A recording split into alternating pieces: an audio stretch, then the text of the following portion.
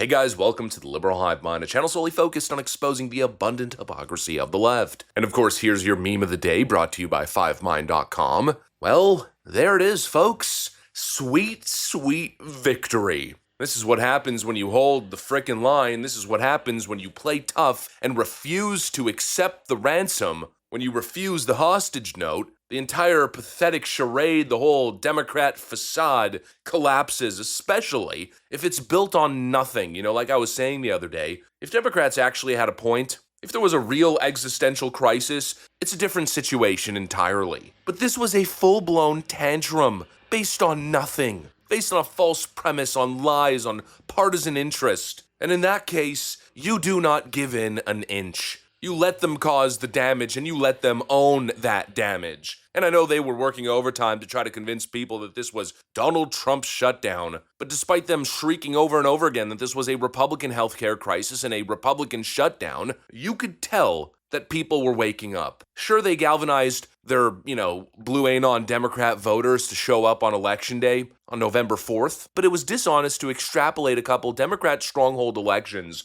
to overall country sentiment. And as time was going by, we were paying attention. We saw how the media wasn't able to keep up the Democrat lie. They were poking and prodding. Democrats were looking like absolute fools, especially on all the questions of the damage that they were causing. CNN and other outlets starting to ask Democrats on air, hey, you guys are causing some serious pain here. And Dems were looking heartless and careless in their responses. Eventually, this thing was going to collapse. It should have collapsed 2 freaking weeks ago, probably 3-4 weeks ago, but it was obviously only a matter of time. But anyways, let me update you guys on what's going on. I think there's a really interesting conversation to be had here. We got some stuff to get into, so let's roll the tape. All right, folks, so the government shutdown is done. We've got plenty more on the other side. We will talk much more about this. Again, you're looking live at the Senate floor as the Democratic filibuster has been broken. We have so far reached 60. We're waiting for the official count, but right now, 60 votes that would unlock moving forward with this plan to reopen the government on the Senate side. A quick break, more on the other side. And right before that moment, Chuck Schumer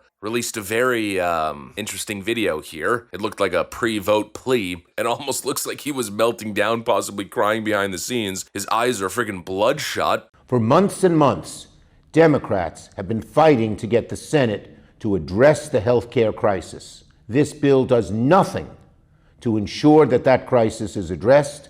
I am voting no, and I will keep fighting.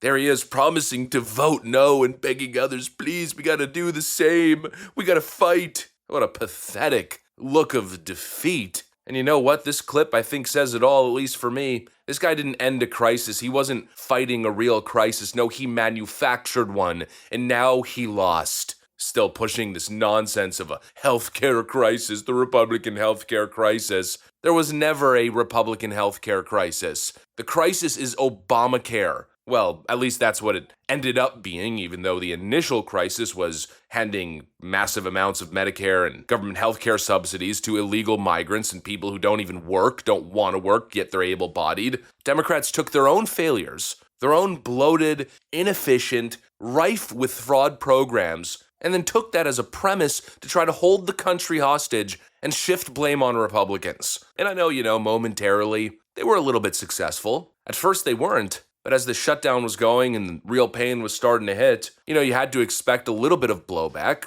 President Trump is the current president. Well, they're simply not smart enough or they're not knowledgeable enough to understand what's really going on in government. And so they see, I'm experiencing pain and Trump is the president, therefore it's his fault. It's like all the confusion with, COVID stimulus checks. Even when Joe Biden handed some more checks, unexplainably during a time where the COVID lockdowns had already ended, people were still calling those Trump stimulus checks. Some people they don't know what's going on, and Democrats were banking on that. They didn't know that it was Democrats voting to shut down the government, taking people hostage. They just knew that their situation was being affected and Trump was president. And that really exposes just the cynical thinking of Democrats, how they're willing to manipulate and play these disgusting games. But while it worked momentarily, and they certainly affected President Trump's approval rating by a couple points, and arguably benefited themselves in those 3 elections, at the end of the day, the way I view it is as a very short-term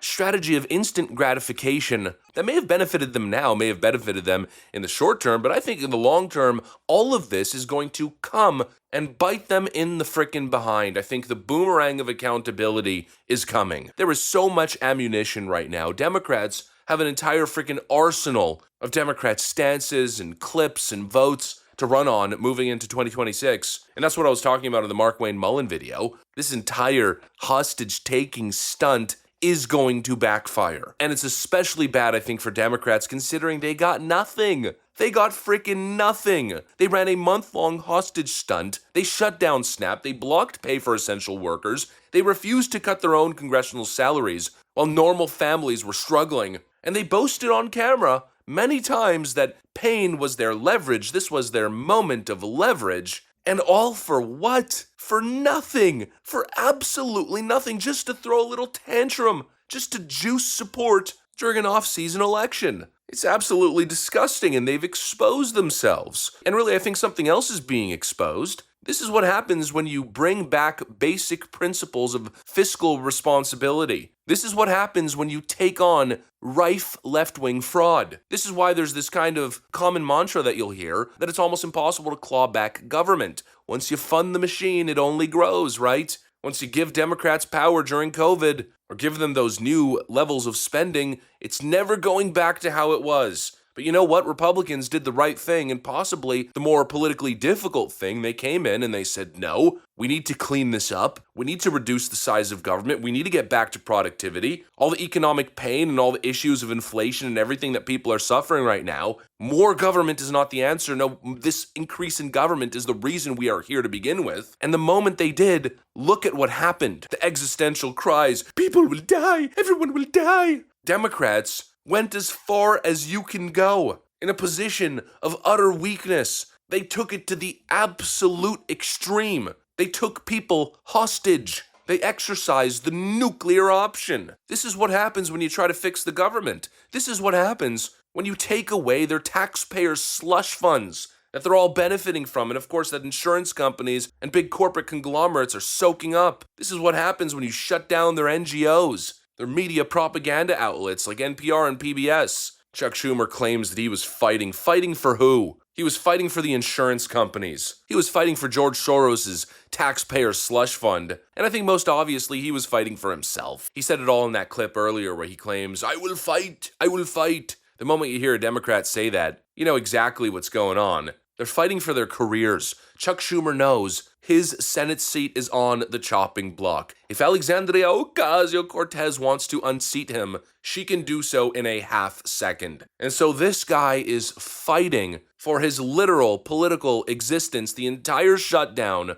or at least a good chunk of it, was for Chuck Schumer to be able to speak to the radical leftist base that's disenfranchised and disassociated these days, to speak to them and prove to them that he will sabotage, he will resist, he will fight the evil orange man. That was the purpose, to save his own career and to juice up, to galvanize those exact left-wing sycophants to show up in those off-season elections and hopefully show up in 2026. That was the true goal, and that's why when the Democrats realized here that there was nothing left politically to gain, because they were never going to win on policy, they're now voting to open the government. You know, nice try, and it may have worked momentarily, but I have a feeling this little shutdown circus, it's not going to generate the momentum Democrats need for the next 12 months. And if Republicans play their hand right here, if they play on loop for the next 12 months how Democrats have been acting, if they really get their campaign rhetoric together, you can completely undo and dismantle this supposed momentum that Democrats have built up here. Because it's fake, it's manufactured, it's dishonest, it's easily debunked, and it's not real results. It's what the Democrats always do. Hysteria, right? Oh my lord, Donald Trump is giving everybody COVID, quick, head to the polls. Oh, Donald Trump and Elon Musk, they're trying to overthrow government. It's a constitutional crisis, quick, get to the polls. It's always an emotional tantrum and a boogeyman narrative to motivate people. It's freaking crying wolf instead of real policy victory, instead of affecting people's lives positively. And I think every time the Democrats engage in it, they continue to lose more and more benefit of the doubt. You'd think 4 years would have pretty much ran it dry, but, I guess there's still a lot of blue ain't on chills out there. But slowly but surely, and again, especially if the GOP can do what they need to do here, you can continue to chip away and slowly make gains. Just like January 6th was this big hysteria moment that benefited Democrats over the next 2 and even over the next 4 years, it slowly started to turn on them. We could do the same thing here with this government shutdown. The next 12 months will be crucial. It's time to get to work and ensure this entire thing blows up in their face. It was all for nothing, and Democrats got to take the ultimate L. Anyways, that's what I got for you guys. Thanks for watching, and I'll see you on the next one.